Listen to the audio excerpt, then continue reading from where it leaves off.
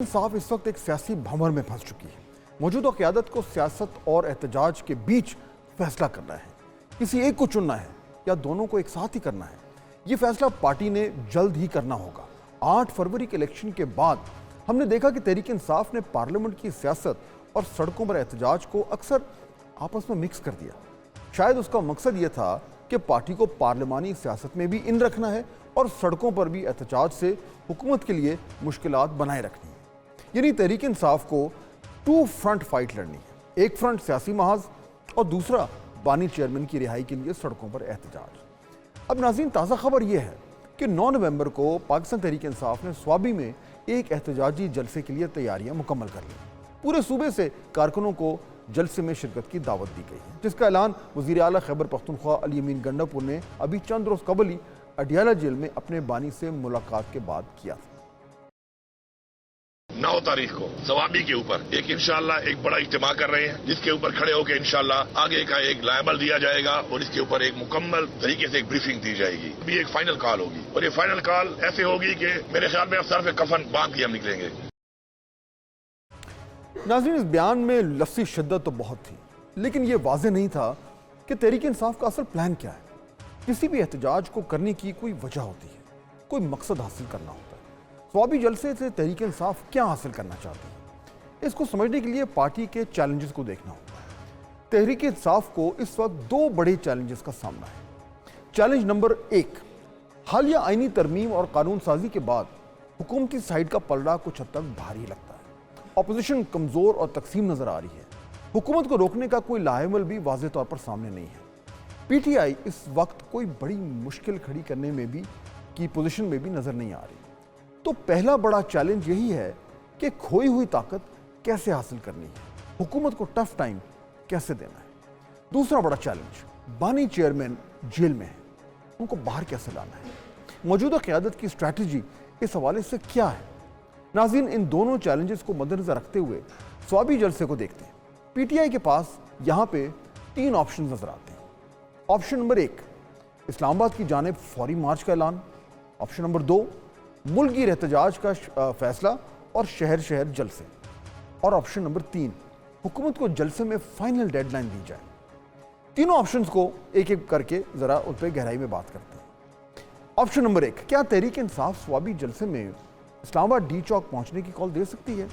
इस्लामाबाद पर चढ़ाई का कोई प्लान सामने आ सकता है? यानी क्या एक बार फिर कंटेनर और अटक पुल की बंदिश देखने को मिल सकती है? लेकिन नाज़रीन, PTI लीडर्स के हालिया बयानात से ऐसा लगता तो नहीं। शेख वकास अकरम के मुताबिक तहरीक इंसाफ अवामी मुशावरत से जलसे में आगे का लाहेअमल देगी। हिकमत अमली ऐसी है कि जो 9 का इवेंट है, जिसके ऊपर अभी मैं रोशनी नहीं डाल सकता, बट 9 का जो सवाबी का इवेंट है, उसमें हम अगले लाएअमल का जो है वो एक मुशावरत सी करेंगे सबके साथ। उसमें अवाम भी शामिल होगी, उसमें क़यादत सब बैठी होगी। एक MNA, वो MNA जो रूपोश थे खान साहब के हुक्म पे 3-4 हफ्ते, मगर मीडिया को 4 हफ्ते समझ नहीं आई क्यों रूपोश है, बार बार दौड़ गए, भाग गए, गायब हो गए, वो सारे लपड़ गए थे। वो सब MNA, सब MP वहाँ पे मौजूद होंगे। और मैं तमाम दोस्तों को कहूँगा, अली अमीन गंडापुर ने कहा था कि ये फाइनल कॉल होगी, वो सर पर कफन बांध कर निकलेंगे। शेख वकास अकरम का बयान इतना गर्म नहीं है और वो ये कह रहे हैं कि मुशावरत से लाहे अमल जो है वो दिया जाएगा। यानी इस्लामाबाद आने की फिलहाल कॉल का प्लान नज़र तो नहीं आता। ऑप्शन नंबर 2, क्या PTI शहर शहर जलसे करेगी?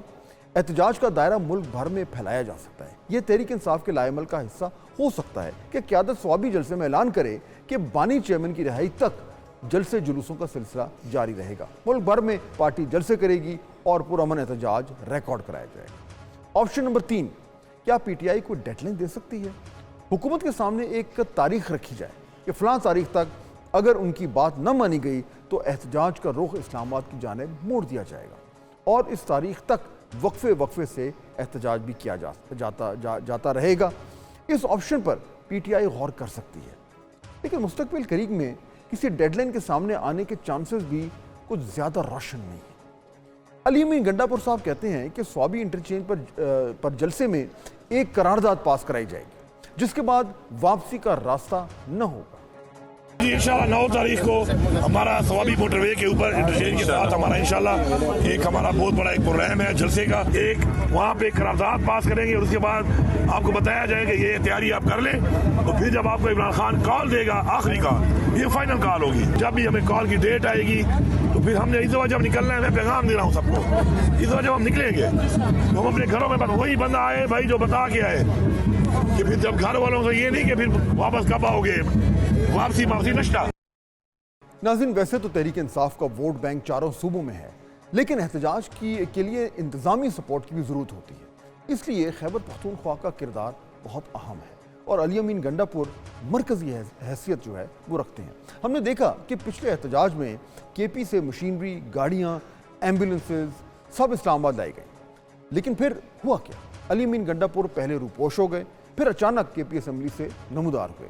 उसकी एक वजह यह है कि अली अमीन गंडापुर के सामने भी दो चैलेंजेस हैं। चैलेंज नंबर 1, बतौर वज़ीर आला खैबर पख्तूनख्वा का सूबा चलाना है। चैलेंज नंबर 2, बानी चेयरमैन की रिहाई के लिए प्रेशर बनाना है।